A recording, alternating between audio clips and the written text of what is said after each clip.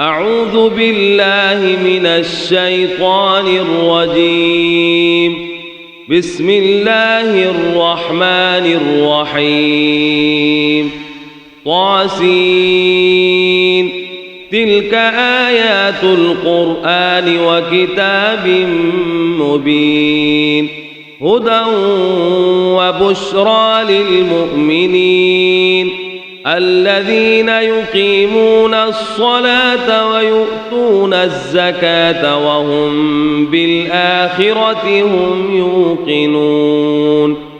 إن الذين لا يؤمنون بالآخرة زينا لهم أعمالهم فهم يعمهون.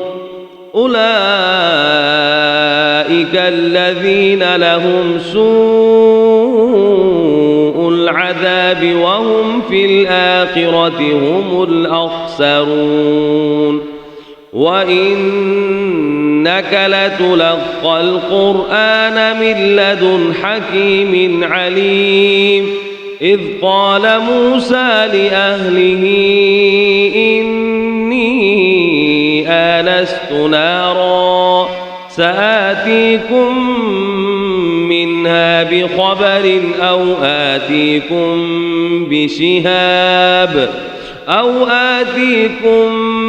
بشهاب قبس لعلكم تصطلون. فلما جاءها نودي أن بورك من في النار ومن حولها وسبحان الله رب العالمين. يا موسى إنه أنا الله العزيز الحكيم. وألق عصاك فلما رآها تهتز كأنها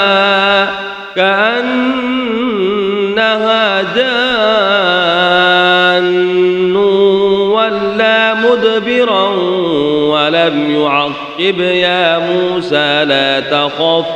إني لا يخاف لدي المرسلون. إلا من ظلم ثم بدل حسنا بعد سوء فإني غفور رحيم. وأدخل يدك في جيبك تخرج بيضاء من غير سوء في 9 آيات إلى فرعون وقومه إنهم كانوا قوما فاسقين. فلما جاءتهم آياتنا مبصرة قالوا هذا سحر مبين. وجحدوا بها واستيقنتها أنفسهم ظلما وعلوا فانظر كيف كان عاقبة المفسدين. ولقد آتينا داود وسليمان علما وقال الحمد لله الذي فضلنا على كثير من عباده المؤمنين. وورث سليمان داود وقال يا أيها الناس علمنا منطق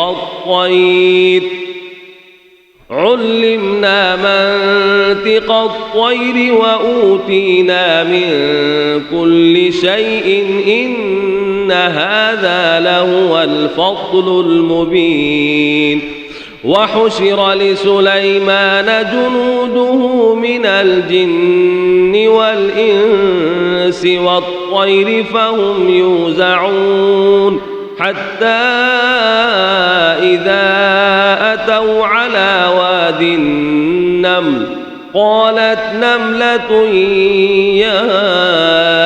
أيها النمل ادخلوا مساكنكم لا يحطمنكم سليمان وجنوده وهم لا يشعرون فتبسم ضاحكا من قولها وقال رب أوزعني أن أشكر نعمتك التي أنعمت علي وعلى والدي وأن أعمل صالحا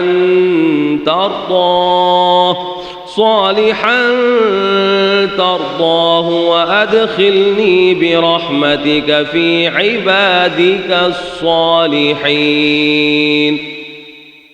وتفقد الطير فقال ما لي لا أرى الهدهد أم كان من الغائبين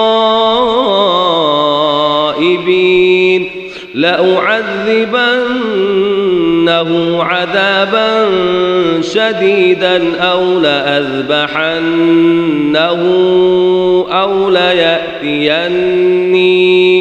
أو ليأتيني بسلطان مبين فمكث غير بعيد فقال أحط بما لم تحط به وجئتك من سبأ بنبأ يقين إني وجدت امرأة تملكهم وأوتيت من كل شيء ولها عرش عظيم وجدتها وقومها يسجدون للشمس من دون الله وزين لهم الشيطان أعمالهم فصدهم عن السبيل فهم لا يهتدون ألا يسجدوا لله الذي يخرج الخبأ في السماوات والأرض ويعلم ما تخفون وما تعلنون الله لا إله إلا هو رب العرش العظيم قال سننظر أصدقت أم كنت من الكاذبين اذهب بكتابي هذا فألقه إليهم ثم تول عنهم فانظر ماذا يرجعون قالت يا أيها الملأ إني ألقي إلي كتاب كريم إنه من سليمان وإنه بسم الله الرحمن الرحيم ألا تعلوا علي وأتوني مسلمين قالت يا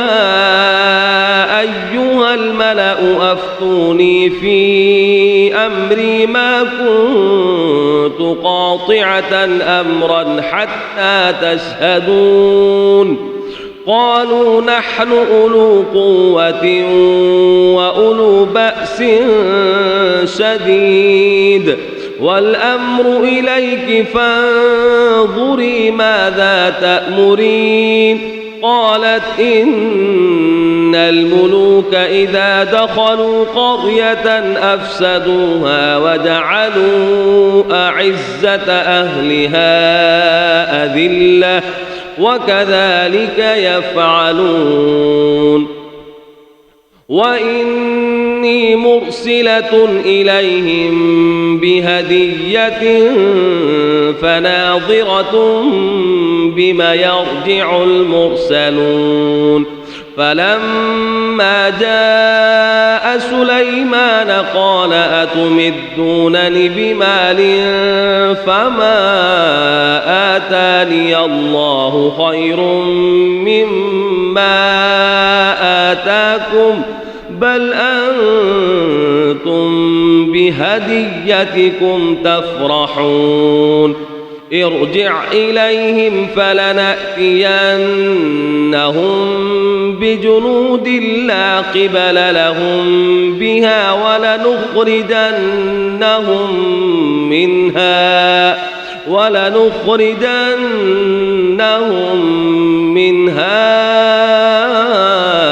أذلة وهم صاغرون قال يا أيها الملأ أيكم يأتيني بعرشها قبل أن يأتوني مسلمين قال عفريت من الجن أنا آتيك به قبل أن تقوم من مقامك وإني عليه لقوي أمين قال الذي عنده علم من الكتاب أنا آتيك به قبل أن يرتد إليك طرفك فلما رآه مستقرا عنده قال هذا من فضل ربي ليبلوني أأشكر أم أكفر ومن شكر فإنما يشكر لنفسه ومن كفر فإن ربي غني كريم قال نكروا لها عرشها ننظر أتهتدي أم تكون من الذين لا يهتدون فلما جاءت قيل أهكذا عرشك قالت كأنه هو وأوتينا العلم من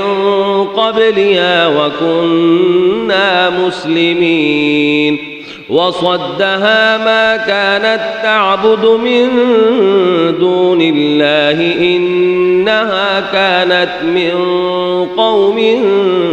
كافرين قيل لها ادخل الصرح فلما رأته حسبته لجة وكشفت عن ساقيها قال إنه صرح ممرد من قوارير قالت رب إني ظلمت نفسي وأسلمت مع سليمان لله رب العالمين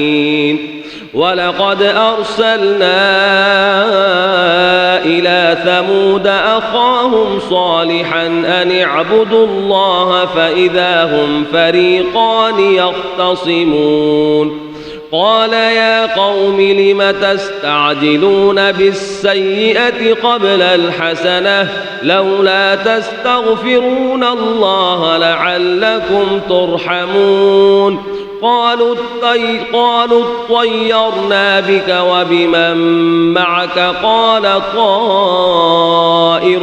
عند الله بل أنتم قوم تفتنون وكان في المدينة 9 رهط يفسدون في الأرض ولا يصلحون قالوا تقاسموا بالله لنبيتنه وأهله ثم لنقولن لوليه ما شهدنا مهلك أهله وإنا لصادقون ومكروا مكرا ومكرنا مكرا وهم لا يشعرون فانظر كيف كان عاقبة مكرهم أنا دمرناهم وقومهم أجمعين فتلك بيوتهم خاوية بما ظلموا إن في ذلك لآية لقوم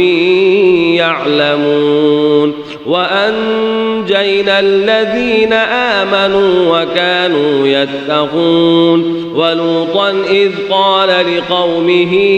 أتأتون الفاحشة وأنتم تبصرون أئنكم لتأتون الرجال شهوة من دون النساء بل أنتم قوم تجهلون فما كان جواب قومه إلا أن قالوا أخرجوا آل لوط من قريتكم إنهم أناس يتطهرون فأنجيناه وأهله إلا امرأته قدرناها من الغابرين وأمطرنا عليهم مطرا فساء مطر المنذرين قل الحمد لله وسلام على عباده الذين اصطفى الله خير أما يشركون صدق الله